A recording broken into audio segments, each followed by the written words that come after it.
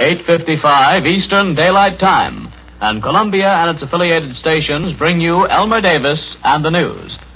After another day of furious fighting in which each side scored local successes, the Battle of Northern France and Western Belgium is still undecided.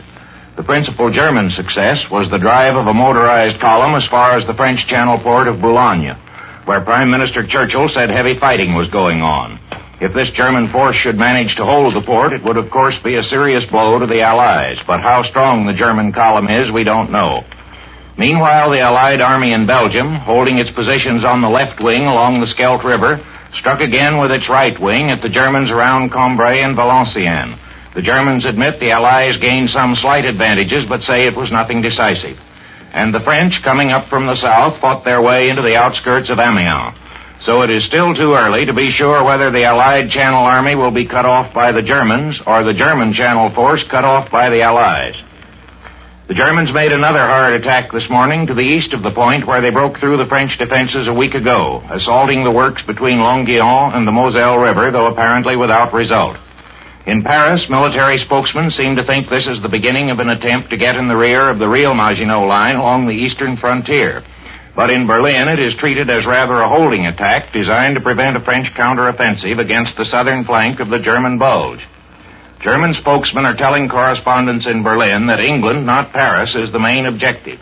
But French military authorities think that Hitler will try to beat down all resistance in France before he goes all out in an attack on England. This seems more probable than the German story, which appears to be tied up with the propaganda offensive that is designed to persuade or terrorize the French into making a separate peace. Air activity was reported as less today on account of bad weather, but the Germans claimed they bombed over, though the British say the planes were beaten off before they ever reached the English shores, while the British Air Force, again attacking communications, blew up 2 German munition trains. The British government locked up Sir Oswald Mosley, leader of the British fascists, and Captain A.H.R. Ramsay, a member of Parliament of outspoken pro-fascist tendencies, besides some minor figures in the movement. It was emphasized that this was not done on account of their opinions, but for fear the fascist organization might be used for acts endangering the state. And now the British are beginning to worry about the possibility that the German attack on England, if and when it comes, will include a blow from the rear, beginning with the seizure of neutral Ireland. Major Attlee, speaking for the War Cabinet, told the House of Commons today that information about this situation had been exchanged with Premier de Valera. And Deputy Prime Minister Sean T. O'Kelly of IRA said in Dublin that the de Valera government would resist any foreign efforts to take advantage of or exploit the Irish people for the sake of some other country. He added that he hoped the national ideal of unification of Ireland would be achieved, but without any outside interference. And in Northern Ireland, which unlike IRA is at war, a home defense corps is being organized to deal with parachute troops. In Washington, the Senate passed the Navy bill and the War Department began letting contracts for gas masks and airplanes.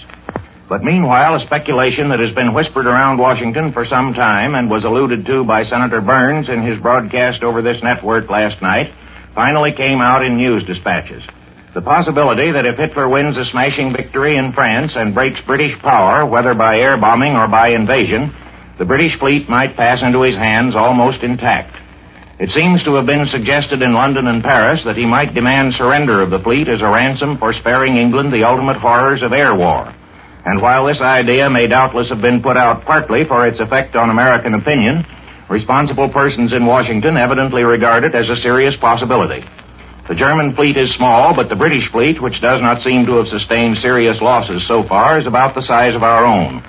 Naval strategists say that if it were transferred to other hands, it would be essential to defense of the Monroe Doctrine to bring our fleet back from Hawaii to Atlantic or Caribbean ports, and that the probable first consequence of that would be Japanese occupation of the Netherland Indies, from which we get most of our tin and rubber.